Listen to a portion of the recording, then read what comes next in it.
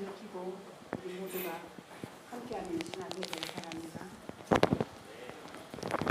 117장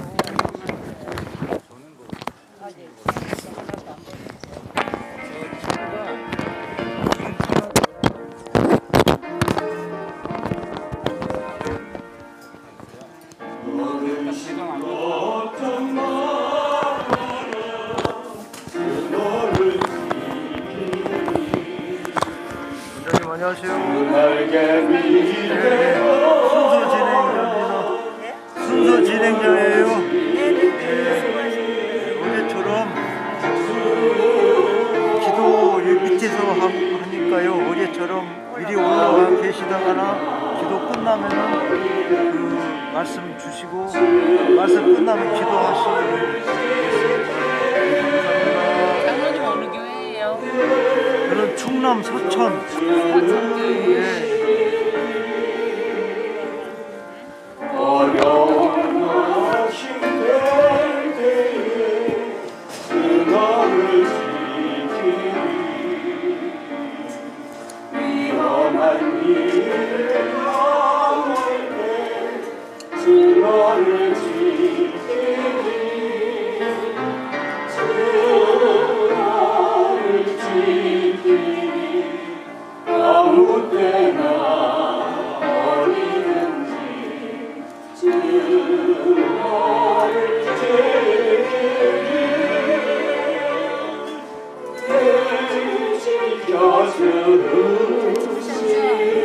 나보고 기도하라 그래서 이 친구 집사한테 양보했어요. 이 친구 집사가 나도 말했는데 대신 할래? 좋죠. 그래서 자기가 기도해.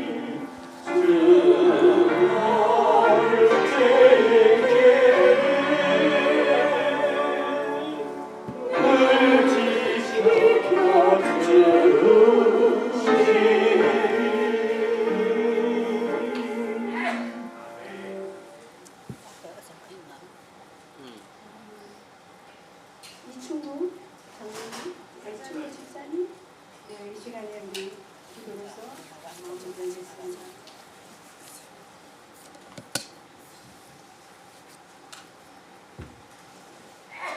사랑과 은혜가 풍성하신 하나님 아버지, 오늘 이 아침에 주님의 마지막 아침을 맞이하게 하여 주시니 감사합니다.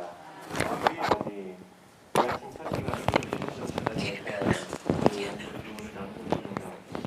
이 시간 성령 하나님 함께해 주시고 이곳에 모인 모든 우리들이 집에 돌아가기 전 마지막으로 성령 하나님의 음성을 들으며 우리 마음 가운데 역사하시는 하나님 아버지를 또 깊이 느끼며 우리 삶의 주인으로서 마지막까지 끝까지 우리 주님과 함께 동행하는 삶 살도록 인도하여 주시옵소서. 그리고 돌아가는 각 곳마다 우리가 이곳에서 들었던 진리를 우리의 부모에게, 우리의 이웃에게, 우리의 가족에게 이 교훈을 전수하고 또 올바른 충성으로 사랑으로 또 우리 형제 자매들의 허물을 덮어주는 우리 그리스도를 닮은 온전한 그리스도인들에게 인도하여 주시옵기를 사랑과 은혜가 풍성하신 주 예수 그리스도의 이름으로 간절히 기도드리옵나이다.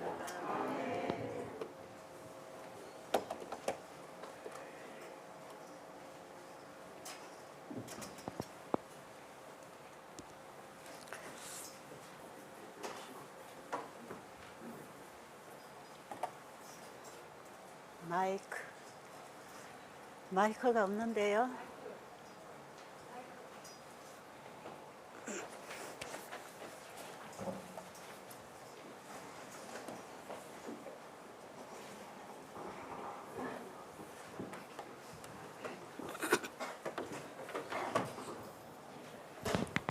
네, 피마이크 연결돼 있으니까 하시면. 괜찮지?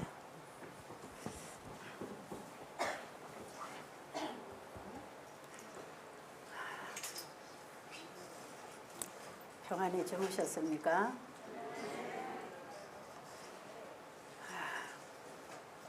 날씨도 춥고 잠자리도 불편하지만 하늘의 만나를 받아먹는 그 따끈함과 힘을 주는 이 생명의 기별 때문에 힘을 얻고 계시면 좋을 것 같습니다. 바깥 날씨는 몹시 차갑지만 우리의 가슴 속에 진리의 성령이 임해서 우리의 마음을 따뜻하게 해 주시기를 기도하고 있습니다. 그렇게 되고 있습니까? 볼륨을 조금 낮춰주시면 되겠어요. 제가 말이 작아 올립니까? 제가 좀 크게 할게요. 네. 됐어요.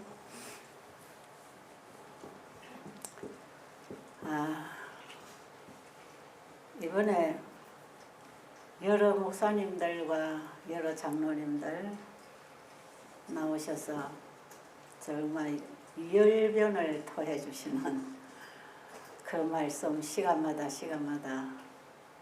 참 강하게 들어왔습니다.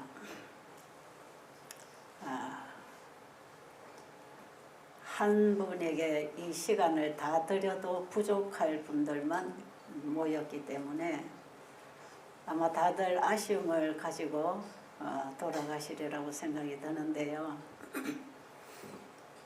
사실 이번에 이 순서 설교를 맡으신 우리 목사님들이나 장로님들뿐 아니라 여기에 아직 이 순서 배정을 못 받고 참가하고 계시는 여러 일꾼들이 많이 있습니다. 아마 그분들에게 시간을 한 시간씩 다 드렸더라면 정말 그들에게서 더욱 유창한 경험의 간증들이 나오지 않았을까 하는 그런 아쉬움도 있지만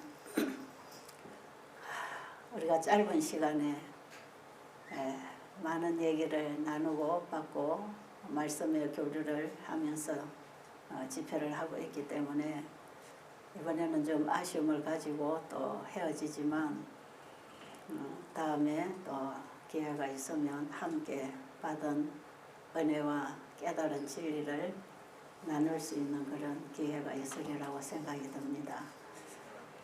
지금 우리는 때가 임박했다는 것은 누구든지 지금 다 느끼고 있어요. 그렇기 때문에 지금이야말로 준비해야 된다. 근데 제가 이번에 2번의 시간을 받아가지고 재림신앙 이대로 괜찮은가 이 제목으로 말씀을 좀 드릴 거라고 생각을 하고 제목을 드렸어요. 그런데 우리가 그동안에 성경 공부도 많이 하고 많이 가르치고 열심히 일을 했지만 내가 이대로 예수님의 재림을 맞이할 수 있겠는가? 내가 이대로 조사심판대 앞에 설 수 있겠는가? 그것이 우리에게는 지금 굉장히 엄숙한 주제입니다. 내가 지금까지 모태신자이든 평생을 내가 복음만 전하고 살은 복음교육자이든 상관없이 우리는 하나님 앞에 서야 될 사람들입니다. 사람 앞에서 끝나는 게 아니고 하나님 앞에 서야 될 사람들로서 준비되고 있는가. 이것이 우리에게 굉장히 중요한 관심의 주제가 아닌가요? 저는 이 눈이 지금 완전히 감겨졌기 때문에 어제 어떤 분이 저보고 그런 질문해요. 안 보이는데 안경은 왜 낍니까? 그래요. 그게 여러분들도 좀 궁금하시죠? 그래서 제가 이 안경은 시력을 도와주기 위해서 끼는 안경이 아니고 지금 이 빛이 비치면 제 눈이 자꾸 감겨요. 이 빛에 약해요. 아주 사물은 안 보이지만 빛은 들어옵니다. 그래서 전등 밑에 있든지 햇빛에 나가든지 빛이 들어오면 눈이 자꾸 이렇게 감기고 찌그러져서 사람들과 대화를 하면 얼굴이 자꾸 찌그러져요. 그런데 이 안경을 끼면 눈이 이렇게 편안하게 떠질 수 있어서 제가 이거는 하나의 보호안경으로 또 빛을 조금 차단해주는 그런 도움을 받기 위해서 안경을 끼고 있습니다. 이해하셨습니까? 네. 이제 여러분이 가장 궁금해하는 거 풀어졌나요?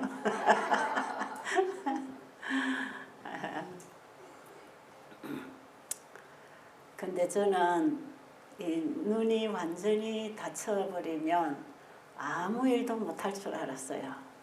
그래서 제가 눈이 점점 다쳐진다는 것을 알았기 때문에 베델수양원을 정리했거든요. 제가 현장에서 일을 할 수 없다는 것을 알았기 때문에 이게 다 정리를 하고 일할 사람들에게 넘겨주고 이제는 그저 쉰다 이런 생각으로 다 놔버렸어요. 제 인생과 함께 일해온 일터가 베델수양원이에요. 근 40년이 지금 가깝게 세월이 지나가고 있는데 그것을 제가 그 일터를 손을 떼고 나온다는 게 저에게 쉽지 않았어요. 거기는 수많은 영혼들이 초교파로 들어와서 복음을 받고 나가는 장소예요. 복음의 산실이라 그러죠. 사람들이 와서 정말 여기 와서 내가 다시 태어났습니다. 내가 이 병이 아니었더라면 이 진리를 몰랐고 영생을 잃어버릴 뻔했습니다. 그런 감정과 신앙 고백을 하고 나가는 그런 곳이 제가 일하는 일터였어요.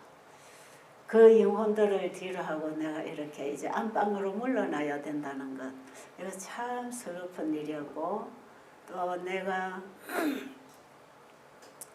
시력을 잃어버렸을 때에 제일 답답한 것은 하나님의 말씀을 더 이상 연구할 수 없는, 말씀을 볼 수 없는 그 아쉬움, 그 결과로 인하여 내 영혼이 쇠퇴해질 것에 대한 그 불안감, 이런 것들이 저에게는 굉장히 힘든 과정이었어요. 저는 뭐 이렇게 아는 사람 반갑게 만나고 인사하고 서로 이렇게 교제할 수 있는 이런 관계가 불편한 그런 것 정도, 내가 사물을 보지 못해서 내 활동이 불편한 이런 정도의 아쉬움은 사실 이거는 별 큰 문제가 아니었어요. 그랬는데 오히려 눈이 다치고 내가 일하던 일터를 떠나서 이제 내가 아무 일도 할 수 없다고 하는 그 상태에 이르렀을 때 저는 거기서부터 엄청난 하늘의 복을 누리고 있는 사람으로 바뀌게 됐어요. 첫째는 뭐가 큰 축복이었는가? 일을 자꾸 하다 보니까 일을 따라 일을 하고 일 때문에 말하고 생각하고, 그것이 복음 사업을 할지라도 그 복음을 전하기 위한 일을 할지라도 내가 뭔가 일을 해야 된다고 하는 생각을 할 때에 그 일을 보고 생각하고 말하고 일하더라 이 말이에요. 그러니까 누구를 놓쳐버릴까요? 예? 예, 일을 쳐다보고 가다 보니까 예수님을 놓쳐버릴 때가 너무 많았어요. 일을 쳐다보고 가다가 넘어질 때 예수님 찾는 거예요. 그냥 일 쳐다보고 잘 나가면 일만 보고 가는 거예요. 그런데 일을 딱 놓고 나니까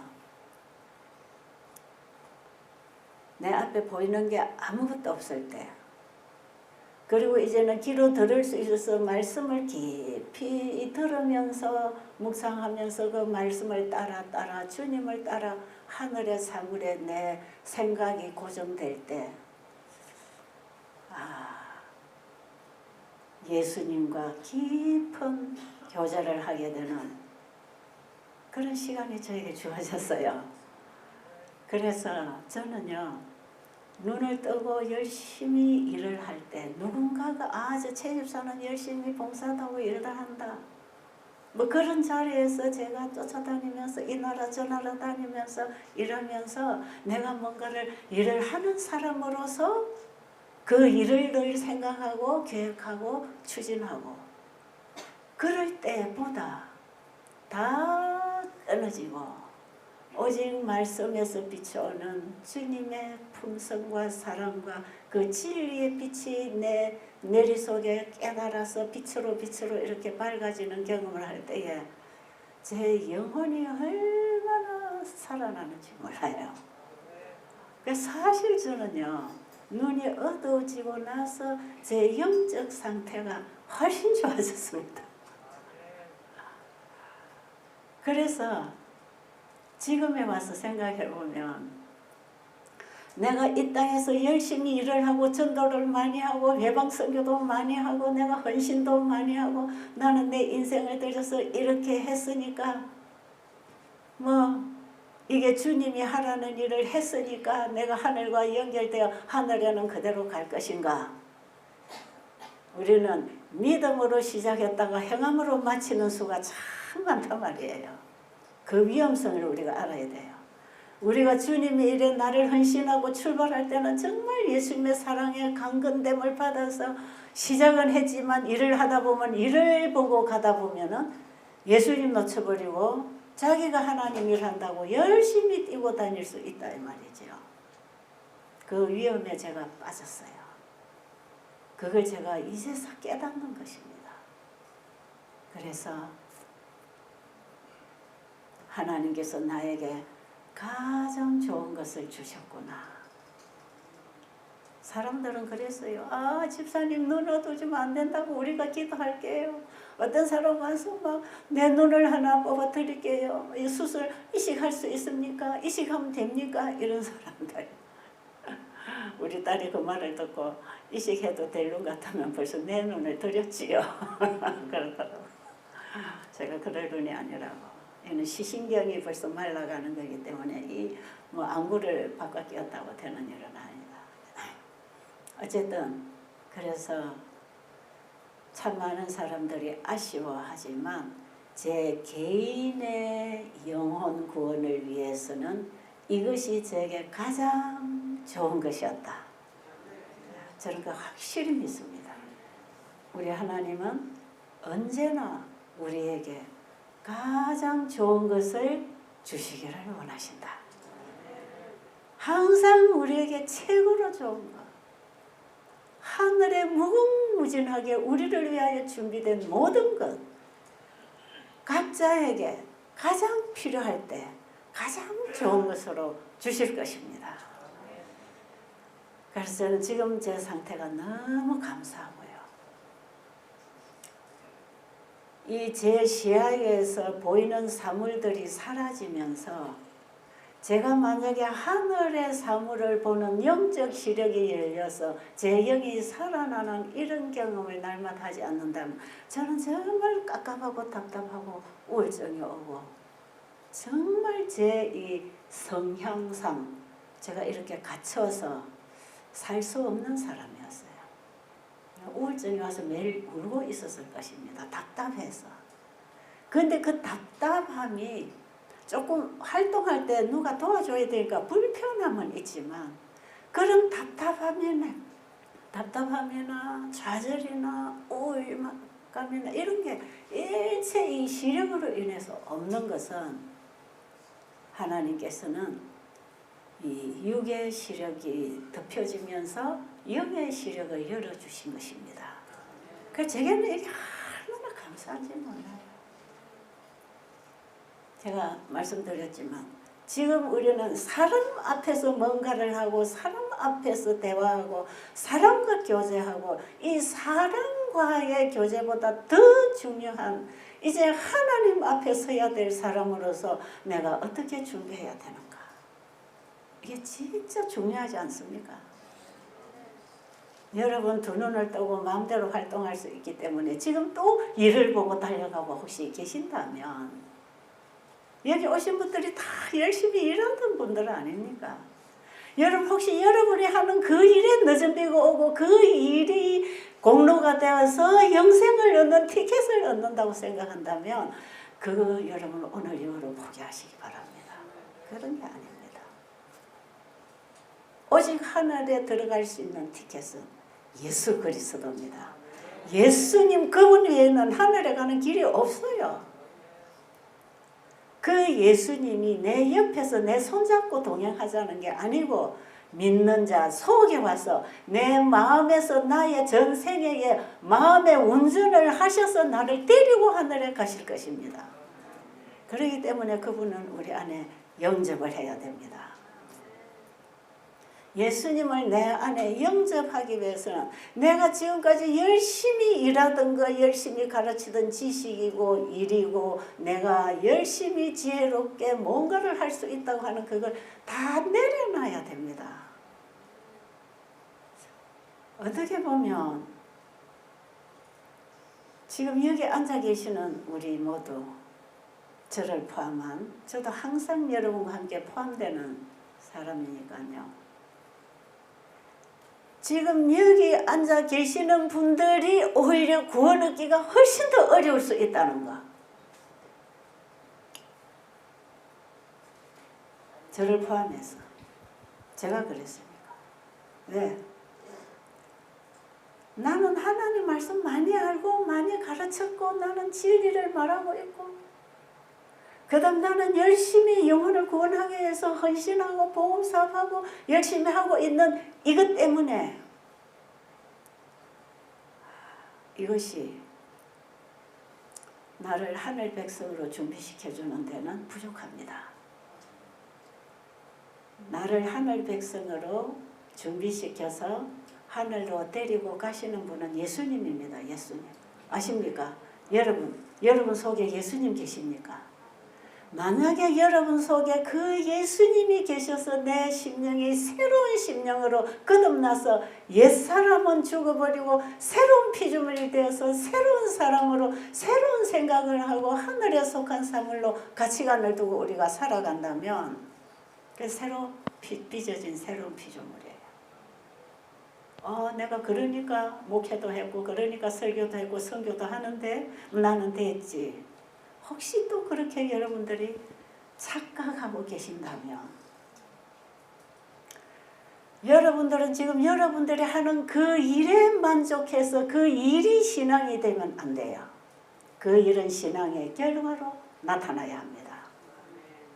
내가 사랑을 베풀었다. 내 품성이 변화되었다. 내 영혼을 구원하기 위해서 내 있는 재산을 다 팔았다. 내가 지금 봉사하고 있다. 열심히 뭔가를 선교 일을 하고 있다. 그것은 예수님을 내 안에 영접한 결과로 나타나는 것이지 그 일이 하늘에 가는 데는 도움되지 않습니다. 그렇기 때문에 우리는 지금 내 자신을 주님 앞에 내려놓고 주님이 내 안에 임하시도록 그분을 구해야 되고 그분을 믿어야 되고 그분 안에서 새 창조가 일어나야 합니다. 우리의 심령이 새 창조가 일어나야 돼요. 그렇지 않으면 하늘에 적합한 사람 될 수 없어요.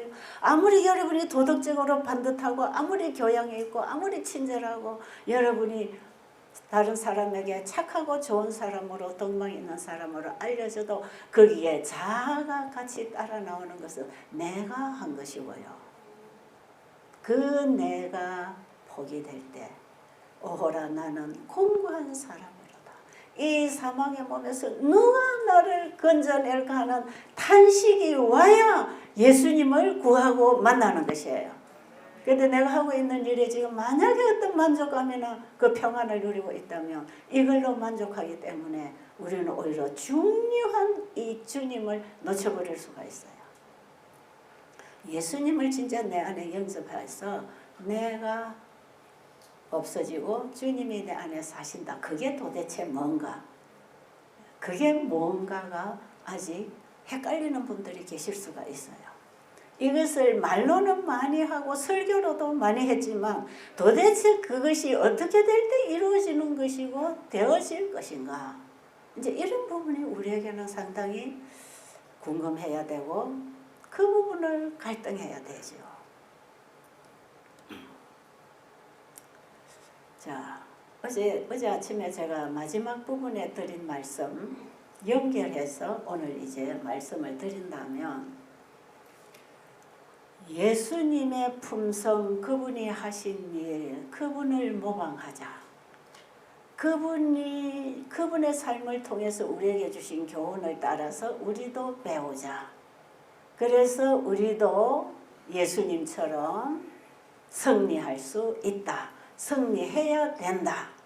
변화되어야 된다. 예수님처럼 사랑하고 예수님처럼 의로워야 된다. 그건 하나의 결과예요. 결과. 근데 그건 내가 해낼 수 있는 부분이 아니에요. 여러분, 성경이나 예언하신을 읽고요. 내 이웃을 내 몸처럼 사랑하라. 우리는 사랑을 가진 자가 되어야 됩니다. 원수도 사랑하십시오.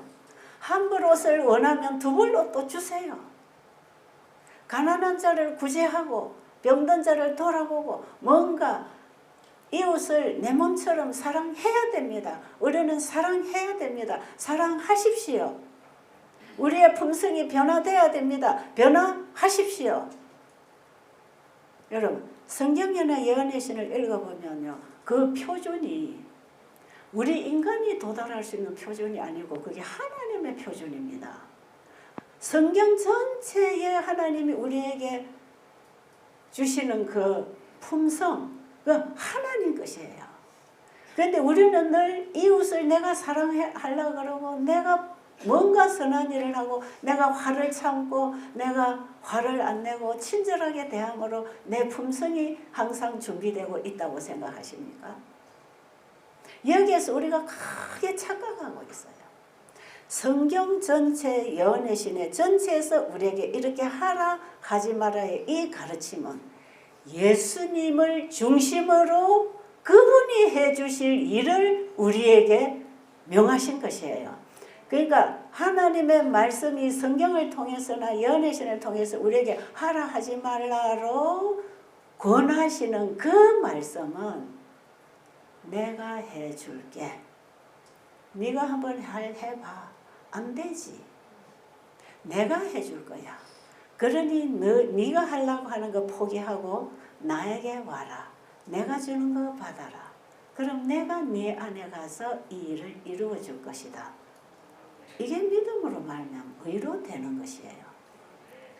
여러분, 성령의 9가지 열매는 그게 성령으로 맺는 열매단 말이에요. 내 행위로 맺어가는 열매가 아니고 성령의 열매 아닙니까? 예수님이 내 안에 진리의 성령으로 임하셔서 그 열매를 맺게 해 주실 것이에요. 어떻게 할 때 이 열매가 맺히는가?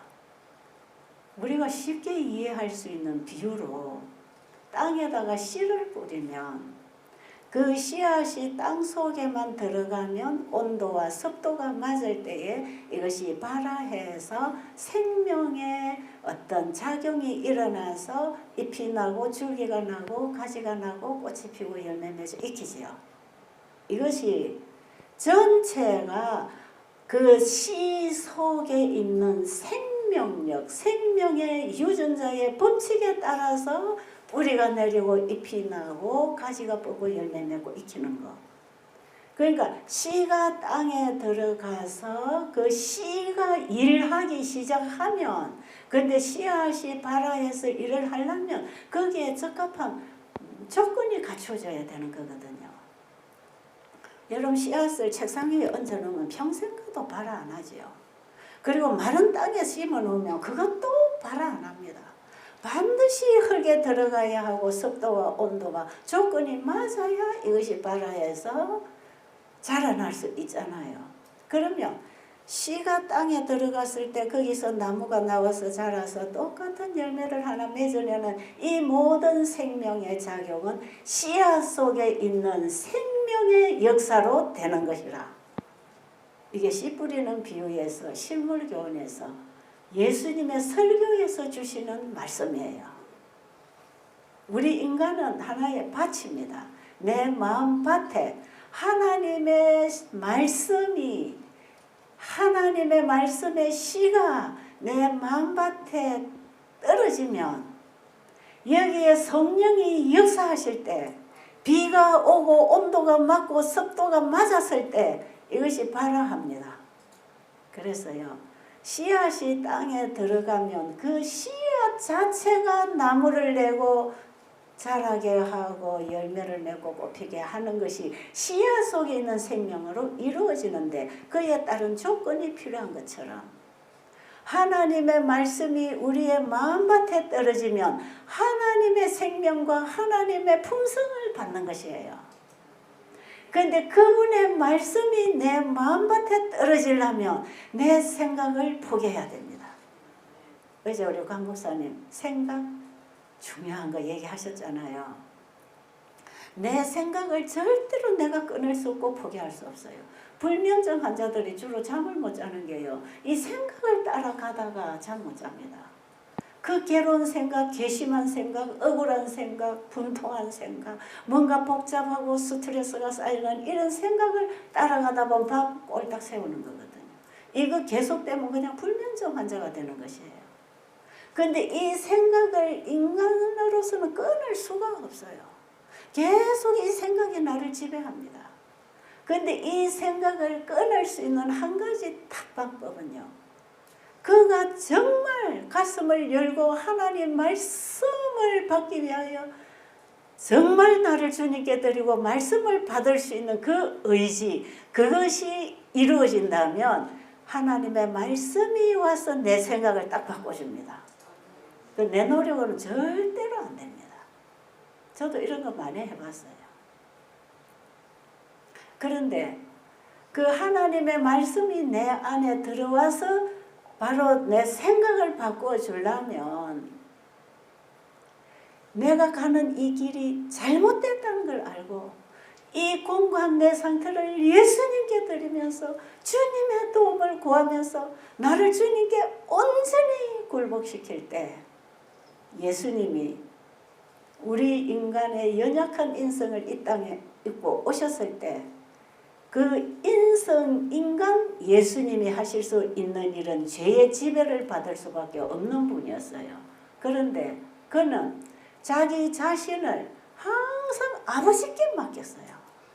예수님의 의지와 예수님의 감정과 예수님의 지성까지도 예수님이 알고 계시는 그분의 감정과 그분의 의지까지를 아버지께 온전히 맡기는, 그 어떻게 예수님 그렇게 하셨는가?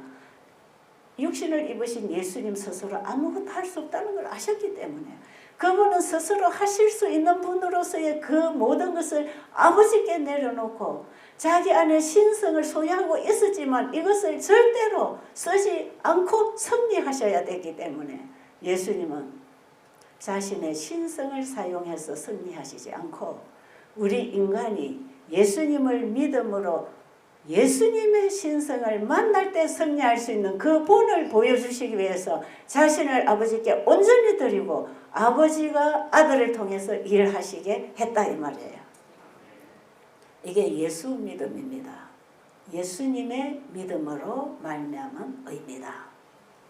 예수님을 통해 나타난 모든 의의 열매는 예수님께 아니고 예수님의 믿음으로 말미암아 아버지의 의를 받아서 나누어 준 것. 그래서 예수님은 자기 스스로 하지 아니하고 아버지로 인하여 사셨다. 그 예수님은 자기의 신성을 쓰지 않고 믿음으로 아버지와 연결되어 아버지가 일하시게 했다. 그때예요. 음식물에만 가는 그 면에 보면 예수님은요, 자신의 감성과 의지를 아버지께 온전히 맡겼다 그랬어요. 그게 예수님의 금식입니다. 40일 금식 동안에 예수님이 아버지께 자신을 온전히 쳐서 복종시키는 금식을 하신 건데 그때 예수님의 지성과 감성과 의지를 아버지께 드렸다. 그러니까 예수님이 생각하고 말하고 예수님이 행동하는 모든 것은 누구의 것이다? 아버지의 것이다. 그래서 우리와 똑같은 인성을 입고 이 땅에 오신 사람으로서 사람을 만나서 누구 걸 나눠줬냐 하면 아버지를 드러내셨다. 아버지의 것을 나눠주셨다. 그래서 예수님은 아버지를 영광스럽게 했다. 여러분 첫째 천사가 하나님을 두려워하며 그에게 영광을 돌리라고 하는 이 두 마디 속에 이 전체적인 복음이 다 들어있어요. 내가 착하고 품성이 변화되고 내가 좋은 일을 해서 아버지께 영광을 돌리는 게 아니에요. 여러분 이 착각에서 오늘 좀 깨어나면 좋을 것 같아요. 하나님께서는 하나님이 심으시지 않은 것은 다 뽑힌다 그랬어요. 하나님이 우리에게 주신 것 가지고 우리 하늘에 갈 것입니다. 하나님이 우리에게 주신 것 받아서 사용할 때 하나님이 기뻐하시고 영광을 받으실 뿐 아니라 그분의 품성이 드러납니다. 우리 안에는 그거 없어요. 없어요. 그거 여러분 하려고 시도하지 마세요. 꼬부러지세요 그냥. 나는 할 수 없어요. 그리고 나를 그분께 드리세요. 그래서 그분이 주신 걸 받을 때 우리는 뭘로 받습니까? 기분으로 예수님 믿습니까? 아니요. 하나님의 말씀에서 그 말씀에서 말씀하시는 그분을 내 안에 받아들일 때 말씀과 함께 예수님을 받는 것입니다. 그래서 우리는 예수님 믿는 것 따로 말씀 받아 순종하는 것 따로가 아니에요. 우리는 그래서 성경 전체와 연애신 전체에서 예수님을 만나야 돼. 예수님으로 인하여 될 일들을 기록해 놓은 게 성경이고 연애신입니다. 이 부분 이해하시겠습니까? 그래서 우리는 성경을 볼 때 거기서 예수님을 만나야 돼. 예수님을 만날 때 예수님이 그 말씀으로 내 안에 임하실 때 씨가 땅에 들어가면 그 씨 속에 있는 생명력으로 말미암아 나무가 나와서 열매를 맺어가는 것처럼 우리는 말씀으로 임하시는 예수님, 말씀 속에서 만나는 그 말씀의 예수님을 내 안에 받아들이면 내 마음에서는 생명으로 역사합니다. 그 생명이 뭔지 아세요? 그게 사랑입니다. 그게 사랑이에요. 이게 새 언약의 율법이에요. 이게 예수님이 제자들에게 내가 너희를 사랑한 것 같이 너희도 서로 사랑하라고 하는 그 사랑의 속성은 말씀을 받아들일 때 그 말씀이 만들어내는 새 마음이단 말이에요. 새로운 씨가 들어가서 새로운 마음을 창조해서 그 새 마음의 역사는 믿음이 하늘에 가는 믿음입니다. 그게 영생에 이르는 믿음입니다. 이거 뭔지 이해하기가 좀 어려우신 분이 계실 수도 있어요. 하나님의 말씀은 살아있고 운동력이 있고 좌우의 날선 어떤 금보다도 더 예리하여 영과 혼과 및 관절과 골수를 찔러 쪼개고 생각과 뜻을 감찰하고 다 합니까? 우리 영혼 전체를 성화시키고 거듭나게 해주는 그 능력, 그 생명이 하나님의 말씀에서 옵니다. 그 말씀이 육신을 입고 이 땅에 오신 분도 아버지의 말씀으로 일하신 것입니다. 내가 하는 말은 아버지가 주신 것이다. 여러분 계시록 14장 12절에 마지막 성도의 자질은 하나님의 계명과 예수 믿음을 지킨다 그랬잖아요. 그 예수 믿음은 바로 예수님 자신이 복음이시고 계명이십니다. 그런가요? 예수님이 원래 말씀이시고 복음이세요. 그분이 법이세요. 그분이 계명이세요. 그분이 율법이십니다. 예수님은 원래 율법으로 계셨고 그분은 우리에게 계명으로 오시는 거예요. 그런데 그걸 범한 죄인에게 속죄 제물이 되시면서 복음으로 오시면서 그 복음 속에 율법을 담아 오셨다 이 말이에요. 그래서 우리는 성경을 볼 때에 이 성경 전체가 영원한 복음일 때 그 속에 예수님의 보혈의 피가 있기 때문에 그렇습니다. 예수님이 우리의 중보자로서 우리 죄인을 위한 속죄 제물로서 피를 흘려 주신 그 보혈로서 쓰여진 책이 성경입니다.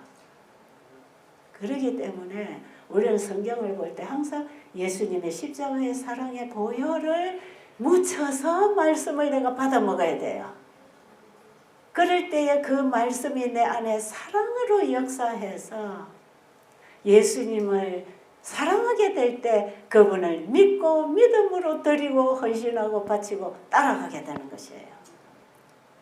우리 죄로부터 우리 인간이 죄에 속박당하고 죄로부터 죽어가는 우리 인간을 구원하시는 길은 오직 이런 방법밖에 없어요. 예수님이 오시는 방법밖에 없었어요. 그래서 지금 우리가 읽고 있는 성경, 예수님의 십자가가 서지 않았더라면 이 성경 우리에게 줘봐야 돼지에게 진주 던지는 거하고 똑같아요. 우리 죄인에게 이게 불가능한 것이고 죄인이 좋아하지도 않아요. 부담스러워요. 그런데 창세로부터 죽임을 당하신 그분의 피가 모든 인류에 대한 죄의 용서와 구원을 베풀어 놨기 때문에 그 예수가 나의 구원자고 그분이 나의 죄를 위해서 십자가에 돌아가셨다는 이 사실을 진짜 깨달아서 그 사랑이 가슴에 들어오면 성경을 그때부터 읽으면 성경이 환하게 열리고 깨달아지고 맛있는 음식을 먹듯이 말씀을 사모하고 먹고 자라게 됩니다. 그 예수님이 우리 안에 임하시지 않고 거듭난 새 마음이 없는데 성경 아무리 읽어봐야 전부 지식이고 이론이고 논리적으로 논쟁하고 가르치다가 끝나는 거예요. 여러분 성경은 그렇게 공부하는 책이 아니에요. 갈라디아서 5장 6절에 보면 그리스도 안에서는 할례나 무할례나 소용이 없고 오직 믿음으로 역사하는 사랑으로 역사하는 믿음뿐이라. 예수 그리스도 안에서는 할례나 무할례나 이게 무슨 뜻입니까? 네 행위가 이렇든지 저렇든지 네가 강도짓을 했든지 도둑질을 했든지 네가 불교를 종교신앙을 하든지 기독교를 하든지 네가 안식일을 지키든지 일요일 예배를 드리든지 할례나 무할례나 우리의 행위가 어떤 공로를 가지고 오는 그것은 다 소용이 없고 뭐 하는 거다? 오직 예수님을 믿음으로 말미암아 그분의 사랑이 내 안에 들어와서 사랑으로 역사하는 믿음뿐이다. 바울이 갈라디아 교회에게 이 믿음에 의해 복음을 전할 때 그들이 자꾸 율법을 지켜야 되고 할례를 받아야 된다고 주장할 때에 너희들이 만약에 그런 행위로 구원을 받을 수 있었다면 예수님이 헛되이 죽으셨느니라. 로마서 전체가 믿음으로 말미암은 의인 거 아시지요? 이거 축소판이 갈라디아서입니다. 갈라디아서는 짧은 성경 속에 믿음으로 말미암은 의를 아주 함축시켜서 한 그림 속에 싹 보도록 만들어놨어요. 그래서 지금 바울이 얘기합니다. 그 다음에 6장 몇 절이죠? 한번 읽어보세요. 거기 갈라디아 6장.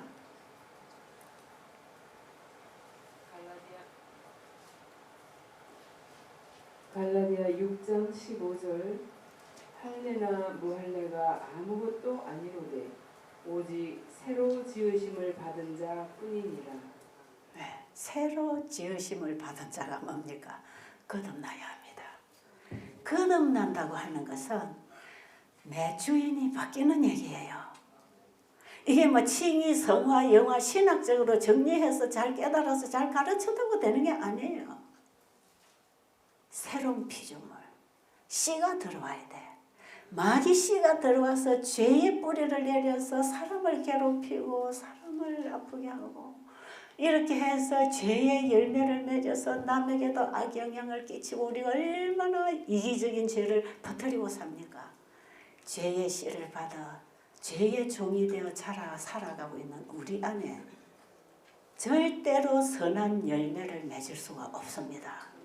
그러니까 우리는 다시 내가 죄의 씨를 받은 내 자아는 죽고 하나님의 품성을 받아들이기 위하여 하나님 말씀의 씨를 받아야 됩니다. 그 씨가 다시 들어와야 종자가 바뀌어야 나무가 바뀔 거 아니겠어요? 콩을 심었는데 팥이 나는 법이 있습니까? 감시를 심었는데 거기서 사과나무가 나오는 법이 있습니까? 없어요. 지금 우리 인간은 본질적인 죄인이에요. 아담으로부터 우리는 죄의 씨를 전수받아 가지고 죄의 나무만 무성하게 키우고 사는 죄인들이에요. 근데 이 사람들이 성경 좀 읽어갖고 아는 지식 가지고 뭐 가르치고 내가 열심히 일을 한다고 거기에서 뭔가 선이 나올 것 같아요? 그렇지 않아요. 우리는 죄로 육으로 태어난 나는 그리스도와 함께 죽고 무덤에 장사되고 그리스도 안에 있는 새 생명을 받아서 그리스도와 함께 부활해서 그리스도 안에 있는 새 생명으로 사는 것. 이게 로마서 6장 3절부터 이게 침례입니다. 이게 거듭나는 것이에요. 그 씨가 우리 안에 들어오면 새로운 피조물이 돼요. 생각이 바뀌어요. 감정이 바뀌어요. 우리의 의지가 하나님의 말씀에 굴복당하게 되어 있습니다. 가치관이 바뀌고 인생관이 바뀌기 때문에 우리 인생의 목적이 하늘에 있는 것이고 세상의 출세나 영화를 얻기 위해서 세상으로 사람 앞에 사는 게 아니고 예수님 앞에서 하늘을 향해 살아가는 새로운 피조물이 되는 것이라. 이 새로운 피조물로 태어난 이 새 생명이 사랑입니다. 그게 사랑이에요. 이게 들어봐야 사랑이 뭔지를 알게 돼 있어요.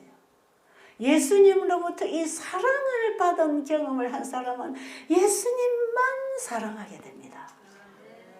예수님만 사랑하는 그 사랑으로 우리의 생각이 예수님께 고정된다는 것은 그분의 생애와 그분의 가르침과 그분의 죽으심과 그분의 부활과 그분의 중보를 믿는 사람이에요. 예수님의 생애를 연구해서 그분을 내 안에 가르침으로 받아들여서 그분을 따라 살아갈 때 그게 예수님의 생각을 하고 사는 사람들이에요. 예수님을 생각하고 예수님을 깊이 생각하고 그분을 사랑한다면 그분의 말씀에 따라 사라지는 것입니다. 왜요? 사랑하는 사람에게는 다 줄 수 있고 사랑하는 사람이 원하는 건 다 할 수 있잖아요. 우리가 진짜 예수님을 사랑하면 내 가진 것을 그분에게 다 드립니다. 여러분 헌신하라 헌신하라 정로에게도 100번 읽어도 안 돼요. 누구 빠지면? 예수님 빠지면 안 돼요. 그러니까 성경이고 예언의 신이고 모든 게 예수님 빠지면 안 된다니까요. 죄인에게서 나오는 건 죄밖에 없어요. 새로운 피조물로 거듭나야 돼요. 그러면 보세요. 내가 너희를 사랑한 것 같이 너희도 서로 사랑하라. 그 사랑은 예수님이 우리에게 주는 사랑입니다. 그렇죠? 내가 부모로부터 태어나서 좋은 성품을 가지고 태어나서 이웃을 사랑한다고 친절을 베푸는 그 사랑 아니고 예수님을 내 안에 영접해서 예수의 씨가 들어와서 일어나는 사랑. 그것이 예수님이 우리를 사랑하신 사랑이고 이 사랑을 받아야 이 사랑을 할 수가 있어요. 그래서 예수님의 제자가 된다고 하는 것은 바로 예수님의 사랑을 가지고 그 사랑을 나누는 사람이 뭐 하느냐? 복음 전하는 것입니다. 예수님을 사랑하는 사람은 예수님을 전하는 일이 자기 일이 되는 것이에요. 왜? 사랑하는 뭔가를 가지고 있다면 그 자꾸 자랑하고 내놓고 싶잖아요. 그러니까 영원한 복음을 전하는 새천사는 영원한 복음을 가져야 되는데 영원한 복음을 가진다는 것이 예수님을 영접하는 거예요. 그렇죠? 그럼 예수님을 영접하면 새로운 피조물이 되지요. 예수님이 내 안에 주인이 되고 내가 죽어버렸을 때에 예수 안에 있는 진리로 가르침을 받습니다. 이게 에베소서 4장 21절부터 있는 말씀이에요.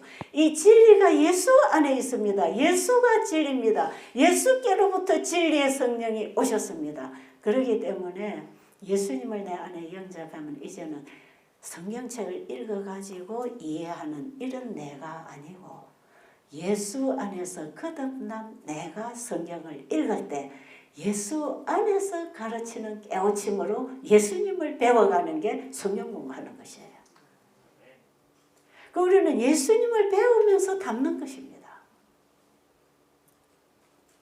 이것이 예수 안에서 거듭난 사람들이 성장하고 자라가는 속사람이죠. 이 속사람이 자라가는 동안에 그 사람은 날마다 후퇴하는 거예요. 그러나 우리가 죽을 때까지는 속사람과 그 사람이 함께 가고 있기 때문에 항상 죄로부터 우리는 쟁투를 해야 되는데, 이 죄가 우리를 침입해서 우리를 공격해 올 때, 그때도 내 믿음으로 나가면 실패합니다. 승리하신 예수 믿음으로 가야 합니다. 그래서 우리는 승리를 하기 위해서는 날마다 들어오는 유혹에서부터 우리가 승리하려면 예수님은 쳐다보고 예수 믿음으로 가려면 내가 죽고 예수님이 내 안에 살아야 예수 믿음으로 예수가 나를 통해 사실 거 아닙니까? 그렇죠. 그게 승리하는 믿음이에요. 여기 나와서 말씀하시는 분들 시간 다 됐다고 자꾸 마치라니까 내가 5분만 더 할게요 막 이러고 저도 심정이 똑같아요. 자, 그럼 결론적인 거 하나만 하고 마칠게요. 지금 사실 오늘 제가 세술 세부대 얘기를 좀 하고 싶었는데, 예수님께서 바리새인들과 서기관들에게 그 서기관들을 준비시켜서 쓰실 수 없었던 것, 그리고 예수님이 저 교육도 받지 않은 불량무식한 제자들, 저 세리, 마태 이런 사람을 불러서 예수님이 다시 교육을 시켜야 됐던 것은 왜 그런가?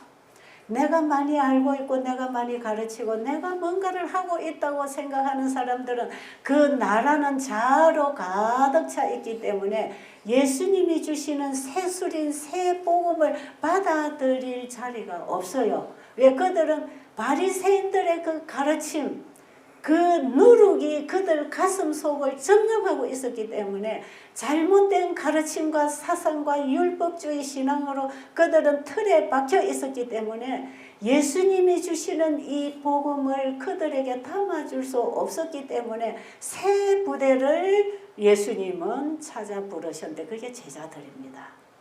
제자들에게 예수님은 새 술은 새 부대에 넣는다고 할 때 제자들이 새 부대였다면 예수님의 가르침은 새 술이었거든요.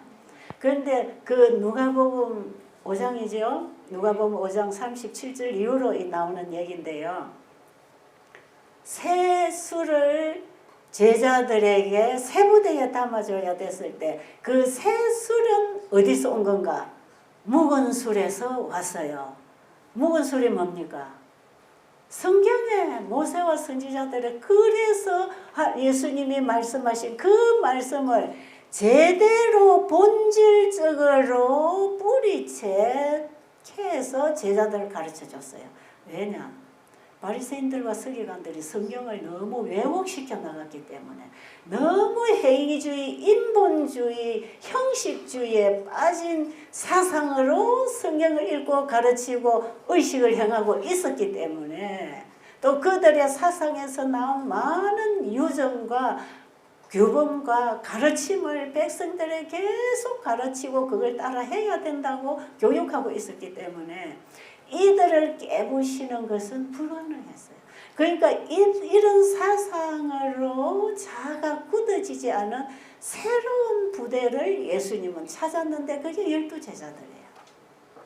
새 술은 새 부대에, 여러분 새 천사들은 새 부대가 돼야 됩니다. 그리고 새 천사의 기별은 새 술입니다.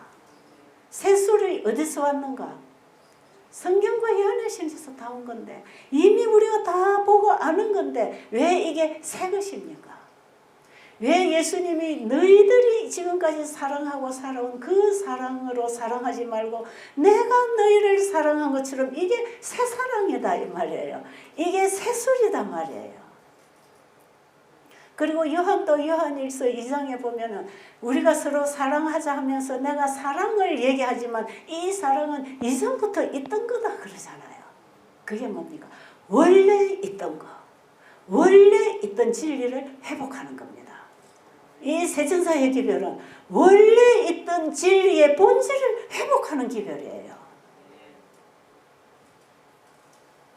그래서 우리가 이 새 진리, 새로운 빛, 예수 안에 있는 진리로 가르침을 받으려면 내 안에 예수가 들어와야 되잖아요. 그 세부대가 돼야 돼. 이해하셨죠? 지금 여기에는 지금 새로 깨어나는 신생 영적 아이들이 지금 상당히 많이 있어요. 요즘에 그런 아이들이 많이 탄생합니다. 제가 어제도 몇 분을 만나 얘기하고 또 누구 얘기를 듣는데 지금까지 있을 수 없었던 변화가 일어나서 새로운 경험을 하고 일어나는 사람들 지금 여기도 여러분이 있어요. 왜 그런지 아세요? 지금 우리 거듭나야 합니다.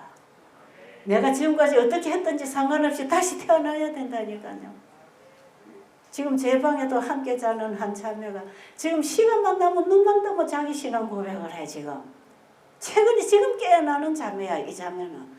그런데 어떻게 그렇게 성경을 깊이 이해를 하고 깊이 보고 있는지 모르겠어. 여러분, 우리가 그동안에 수십 년에 걸려 배운 것들을 수개월에 다 깨닫는다 그랬죠. 예수 안에 거듭나서 예수 안에 있는 진리로 배우면요 삽시간에 깨달음이 옵니다. 지금 이런 사람들이 세수를 받아서 세부대가 되어서 그 세수를 나누어 주려고 나가는 세천사들이 되는 것이에요. 이들의 특징은요 사람이 변하고 생애가 바뀝니다. 습관이 바뀌어요. 전에는 아무것도 안 하고 누워서 편안하게 그냥 내 평화만 누리고 시켜먹고 부려먹던 사람이 지금 자기가 솔선수범하고 일어나서 일을 하고 있는 거야. 이게 새로운 변화입니까?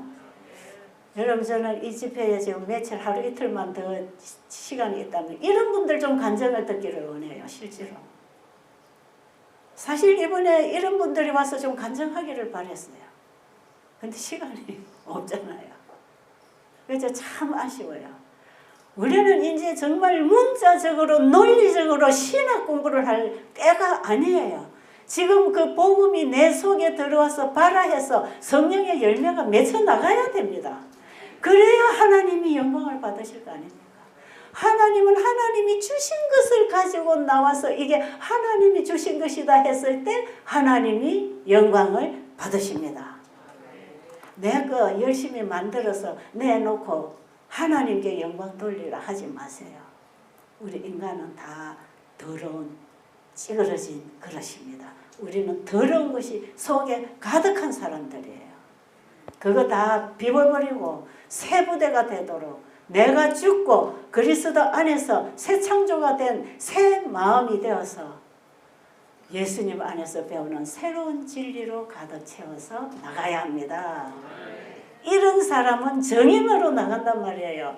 내 것이 아니고 아버지가 주신 것으로 가져가기 때문에 이게 정인 아닙니까? 예수님이 정인이 아버지의 정인이 되셨던 것은 아버지가 주신 것을 가지고 일했기 때문에 내 아버지가 이런 분이다. 내 아버지가 일하셨다. 내 아버지가 말씀하셨다. 그게 예수님은 보이지 않고 아직도 한 번도 본 적이 없는 우리 하나님을 증거하셨지 않습니까? 그 예수의 증거를 가진 마지막 성도는 이렇게 예수 안에서 그분이 주신 걸 가지고 말하고 살고 이래서 생애의 열매로 예수님을 증거하는 사람. 이 사람이 세천사 기별을 전하는 사람이고 이 세천사의 기별을 전하기 위해서는 세천사가 전하는 영원한 복음이신 예수님을 믿음으로 영접해서 내가 가져야 합니다. 그래서 베드로처럼 내가 가진 것은 나사렛 예수밖에 없다. 그 예수의 이름으로 일어나 걸으라고 했을 때 예수님이 걷게 하신 거다 이 말이에요. 이런 역사가 마지막 늦은비에 동반되겠다는 거 아닙니까? 그럼 내가 지금 열심히 일해야 성령이 온다, 늦은비를 받는다가 아니고 내가 죽고 내 안에 예수님이 그분의 일을 드러내실 때 거기 늦은비를 부어서 영광스럽게 하실 것입니다. 사도교회, 초대교회 이 이른비 성령의 권능이 거기에 부어졌지 않습니까? 그러니까 이 제자들은 그 시대에 세부되고 예수님의 가르침을 증거하기 때문에 새소리지요. 여기에 성령의 권능이 부어졌을 때 그 예수님의 영광이 드러났지 않습니까? 이게 창조주께 영광을 돌리라고 하는 천재 천사의 기별에 포함된 중요한 본질입니다. 이게. 이 본질에서부터 나와서 둘째 천사, 셋째 천사로 가야 되는 것이에요. 예수님을 내 안에 영접하면 내 자아의 바벨론에서 나오는 것이에요. 그게 둘째 천사예요. 그래서 우리는 이 세 천사의 기별이 뭔지를 진짜 연구해야 되고, 이번에 우리는 그 세 천사 기별을 연구하고 배우려고 대부분 사람들이 지금 모여왔지 않습니까? 시간이 없어서 많이 못하셔서 오늘 이제 어떻게 마무리를 하실지 모르겠지만 상당히 아쉽죠? 자, 이제 진짜 마지막 결론은 못하겠네요. 진짜 못하겠네. 그게 진짜 중요한데 할 수가 없어. 네? 진짜 여러분이 한 10분만 여유 주면 하겠어요. 어떤 사람 지금 저거 봐, 또 채집사 저짓 하지. 그러고 앉아있을 수도 있는데, 그럼 제가 결론적으로 한 말씀만 읽어드릴게요. 자, 각 시대 대쟁투가 좀 읽어주고 나면 제가 이제 정리하겠습니다. 지금 우리 조사심판입니다. 혼인잔치에 우리 들어가야 돼요. 자, 혼인잔치에 들어가는 슬기로운 신부가 기름 가졌다 그랬죠. 등불에 빛이 났다 그랬죠. 이 빛이요, 등불에 있는 기름은 진리의 성령으로 비춰진 우리 생활의 삶의 빛입니다. 말씀이 생활 속에 일어날 때 그게 하나님의 빛이단 말이에요. 그런데 슬기로운 열 처녀는 신랑을 따라 혼인잔치에 들어갔지요. 그렇죠? 그럼 지금 우리가 신랑을 따라 혼인잔치에 믿음으로 들어가야 되지요. 어떤 사람이 들어갔습니까? 거기는 미련한 처녀는 못 들어가요. 슬기로운 처녀, 준비된 자가 들어갔지요. 그럼 그 슬기로운 처녀가 가지고 들어간 그 기름과 등불은 뭔가? 자, 읽어보세요. 진심으로 주의를 회개하고 믿음으로 그리스도의 피를 그들의 속죄의 제물로 주장한 사람들에게는 하늘의 책에 기록된 그들의 이름 아래 용서받았다는 말이 기록된다. 그들이 그리스도의 의에 참여하는 자가 되고 그들의 품성이 하나님의 율법과 조화된다는 것이 나타날 때 그들의 죄는 도말되고 그들 자신이 영원한 생명을 받기에 합당한 사람들이 될 것이다. 대쟁투 483쪽. 자, 이 말씀 짧지만 앞에 말씀은 여러분 다 그냥 이해할 수 있는 내용이니까 그냥 지나가고요. 그 후반부에 자, 지금 우리가 조사심판대 앞에서 이제 우리의 품성을 검사합니다. 그죠? 그게 이제 마태복음 22장의 혼인잔치잖아요. 이게 지금 하늘에서 행하는 조사심판이거든요. 이 조사심판에는 대상이 누구냐? 슬기로운 처녀들입니다. 슬기로운 처녀들이 그 임금이 나눠준 옷을 입고 왔는가, 자기 옷을 입고 왔는가, 그거 검사하잖아. 그죠? 그러니까 이 혼인잔치에 들어간 손님들은 누가 준 옷만 입어야 돼요. 그 임금이 준 옷을 입고 가야 돼. 자, 그러면 지금 우리가 조사심판대 앞에 가서 이제 죄가 도말되고 영원한 하나님의 백성으로 결정되는 영원한 심판, 조사심판이 이루어질 때 그 조사하는 게 뭐냐? 내가 준 거 가지고 왔느냐? 그거 조사합니다. 아시겠어요? 예수님께서 나에게 주신 거 그거 내가 가지고 조사심판대 앞에 가야 합니다. 그게 뭡니까? 그리스도의 의, 예수를 믿음으로 말미암은 하나님의 의, 그 의는 율법과 일치한 품성입니다. 아십니까? 자, 그럼 지금 후반부를 보세요. 우리가 조사심판대 앞에 갔었을 때에 우리의 품성이 하나님의 율법과 조화를 이룰 때, 하나가 될 때 뭐가 도말되고요? 죄는 도말되고 영원한 생명에 들어갈 수 있도록 인침을 받습니다. 지금 하늘에서 뭐하고 있다고요? 지금 혼인잔치 하고 있단 말이에요. 임금이 뭐 살피신다고요? 내가 준 옷 입고 왔느냐? 그게 무슨 옷이라고요? 의의 옷. 그걸 내가 짜서 만드는 옷입니까? 아니요. 예 아들을 통해서 우리에게 보내주신 옷. 뭔지 아시겠죠? 그래서 왜 셋째 천사의 기별이 믿음으로 말미암는가? 첫째, 둘째, 셋째를 포함한 이 기별, 또 영원한 복음이 왜 믿음으로 말미암는 의인가가 셋째 천사 기별을 받아들인 조사심판대 앞에서 결정되는 것입니다. 네가 진짜 나를 믿음으로 내가 주는 의의 옷을 입고 왔느냐? 아니면 네가 열심히 수고하고 짠 천으로 네가 예쁘게 디자인해서 옷을 입고 왔느냐?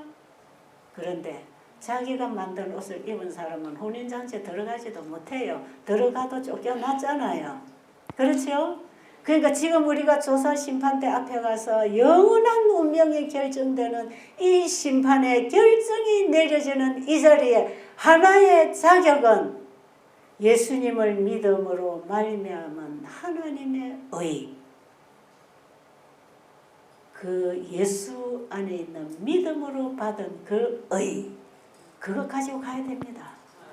그러니까 지금 우리 안에 누가 있어야 돼요? 내가 있으면 안 돼요. 조금이라도 내 의나 내 노력이나 내가 짜낸 천으로 만든 옷을 입고 가면 안 돼요.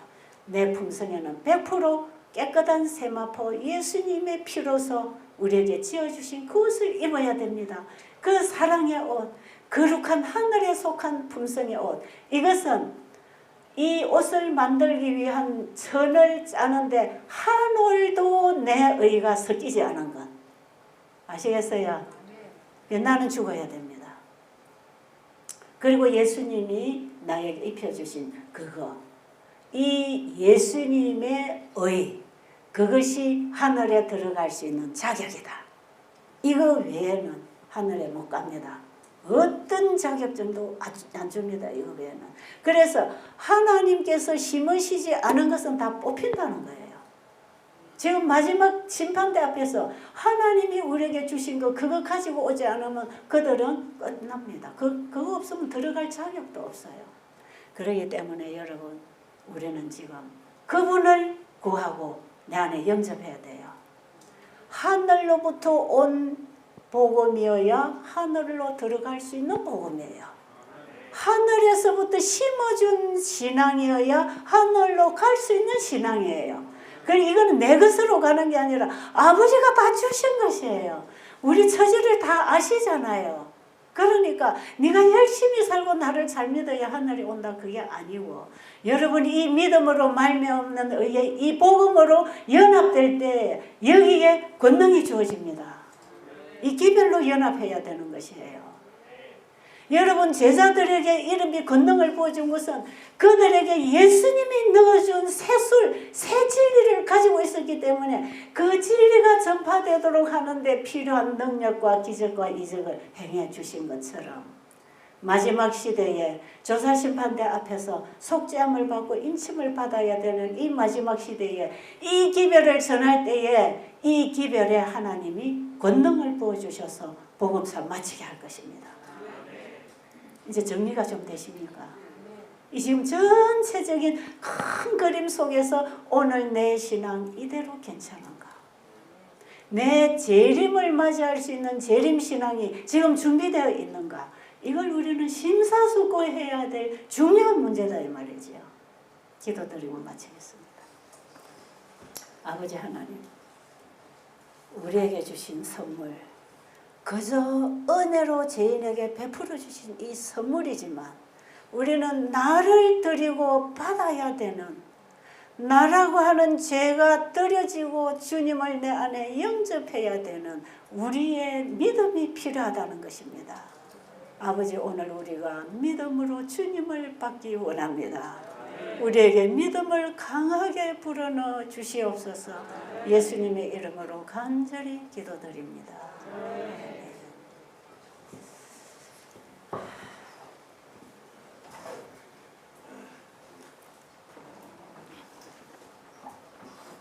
이거 가져가.